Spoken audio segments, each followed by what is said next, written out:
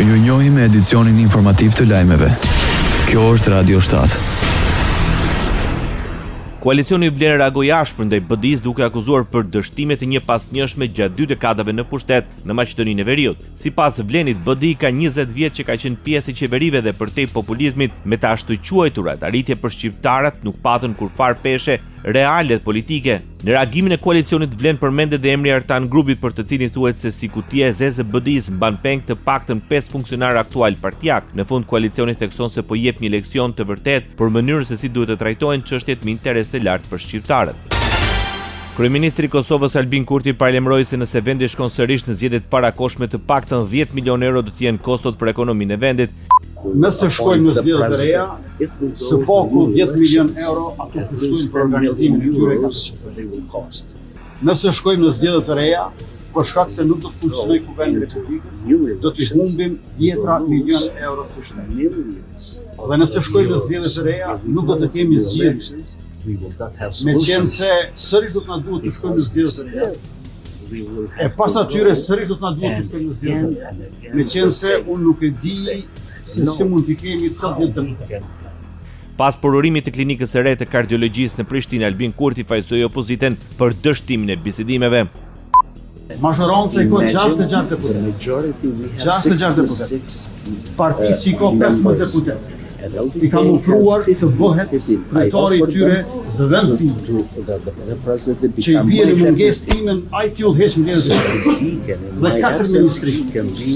Pra, lidhjes demokratike të Kosovës, unë i kam ofruar 2 pesh më shumë se partia Kuzo. Kosova vendos uljen e çmimeve të karburanteve në vend, bazuar në vendimin e Ministrisë së Industrisë, Ndërmarrësisë, Tregtisë dhe Inovacionit. Nafta do të tregtohet me 1.65 euro për litër, benzina 1.39 dhe gazi 0.88 euro për litër. Çmimet kanë hyrë në fuqi nga ora 10 e mërkurës dhe janë të detyrueshme për zbatim nga të gjithë operatorët ekonomikë që tregtojnë derivate në vend.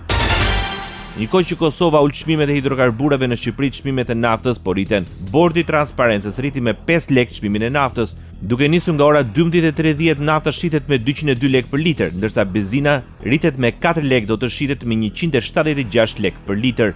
Ministria e Financave e Shqipërisë i bën thirrje çdo operatorit të shitjes me shumicë dhe pakicë të nënprodukteve të naftës mbi detyrimin e zbatimit të këtij vendimi.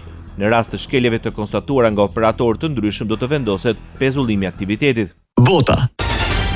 Bashkimi Evropian kufizon pagesat me para në dorë. Nga 10 korriku 2027 do të vendoset një rregull i ri në të gjitha vendet anëtare ku do të lejohen pagesat deri në 10.000 euro. Rregulloria e re do të ketë ndikim të drejtë për drejtë në blerjen e automjeteve pasi një pjesë e madhe e transaksioneve veçanërisht për automjetet e përdorura deri tani shpesh janë kryer me para në dorë. Sipas rregullave të reja, të gjitha pagesat mbi 10.000 euro do të duhet të realizohen përmes transaksioneve bankare, kreditit ose mënyrave të tjera pa para në dorë. Nuk lejohet as shmangja e kufizimit duke e ndarë shumën në disa pagesa më të vogla. Kufizimi nuk do të vlejë për transaksionet mes personave privat me kusht që të mos bëhet fjalë për aktivitet të fshehur biznesi. Krahas asaj, për pagesa mbi 3.000 euro blerësit do të duhet të paraqesin dokumente identiteti, ndërsa shitësit do të jenë të detyruar të regjistrojnë dhe të ruajnë të dhënat.